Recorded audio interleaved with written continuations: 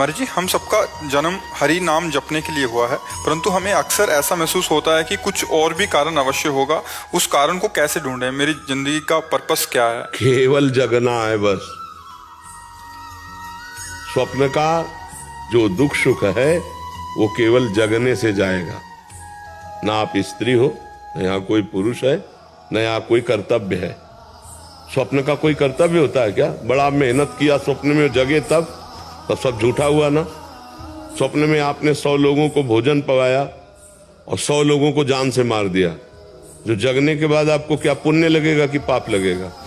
है कुछ नहीं लगे। क्यों? किया तो था स्वप्न में, भंडारा किया स्वप्न में, मारा तो क्या उस समय क्या झूठा लग रहा था? स्वप्न में नहीं लग रहा था ना। जग गए तब लगा ना। तो उमा काहूं मैं अनुभव अपना, सत हरि भजन जगत सब सपना। तो अब आपको लग रहा है और कोई कर्तव्य है, तो ये स्वप्न में लग रहा है। अगर जाग के देखो तो स्वप्न में एक आप ही थे, ना कोई वस्तु था, ना कोई व्यक्ति था, ना दुश्मन था, ना कोई दोस्त था।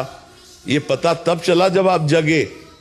स्वप्न में जैसे हम कई बार कहा, समुद्र में डूब रहा हो कोई, अब उसको कैसे बचाया जाए? बहुत से तैराक बुला लिए जाए, नौका बुला ली जाए, सब व्यवस्था कर ली जाए, तो क्या स्वाप्निक पुरुष को बचाया जा सकता है क्या, जो स्वप्न में समुद्र में डूब रहा है? कुछ उपाय नहीं करेगा। उपाय एक करेगा, उसको पकड़ के जगा दो। ना एक बूंद पानी है, ना वो डूब रहा है, ना कोई परेशानी है। समझ रहे ना? लेकिन उस समय उसको परेशानी है जब डूब रहा है। जब बिना जगे उसको ये दुख से दूर नहीं किया जा सकता। ऐसे ही हम लोग अपने को स्त्री मान लिए, पुरुष मान लिए, ये स्वप्न है। अब हमारा कर्तव्य बन गया कि पति की सेवा, पत्नी की सेवा, पुत्र की सेवा, सब। अब ये पूरा स्वप्न चल रहा है। और जब आखिरी में यहाँ से तो ना कोई पति, ना कोई पुत्र, ना कोई कुछ, जीव अकेला उड़ा। दुनिया में लाखों का मेला जुड़ा, हंसा जब जब उड़ा। तो अब तो क्या कर्तव्य था? अब वो भूल करके फिर नाना प्रकार की माया का चिंतन करके अगले जन्म की व्यवस्था कर ली। हमारा तो उद्देश्य ये है कि अपने कर्तव्य का पालन करो स्वांग की तरह।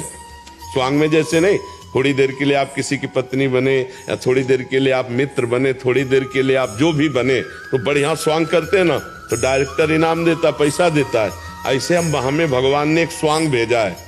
मान लो हमें गुरु का स्वांग दिया, किसी को शिष्य का स्वांग दिया, किसी को प्रश्नकर्ता का, किसी को उत्तर देने का स्वांग, बहुत से स्वांग हैं। तो अपने स्वांग को अच्छी तरह निभाओ, लेकिन स्वांग को स्वांग रहने दो, नाटक को नाटक रहने दो, रोल को रोल रहने दो। अगर आप जो 1 घंटा किसी की पत्नी बनी स्वांग में और इसके पीछे, तो आप उससे कहो कि मर्यादा में रहना। ऐसे ही ये 60, 70 वर्ष, 50 वर्ष का स्वांग मिला है, पिता का, पुत्र का, पत्नी का, माता का, अलग अलग। हमको इस स्वांग में कमी नहीं रहने देना। जो स्वांग है उसको यथावत करना है, पर यह ध्यान रखना है, स्वांग करने वाले को याद रहता है कि मैं ये सब कुछ नहीं हूं, मैं कुछ और हूं, केवल थोड़ी देर मंच पर मैं कर रहा हूं। तो जगत नाटक वैभवा, इस संसार रूपी मंच में हमें जो स्वांग मिला है वो हम करें, पर हम ये याद रखें कि मैं स्वांग नहीं हूं, मैं सत्य सच्चिदानंद का स्वरूप हूं, न स्त्री हूं न पुरुष हूं। पर अब ये बिना जाने अगर स्वांग में फंस गए तो अगला स्वांग तैयार है।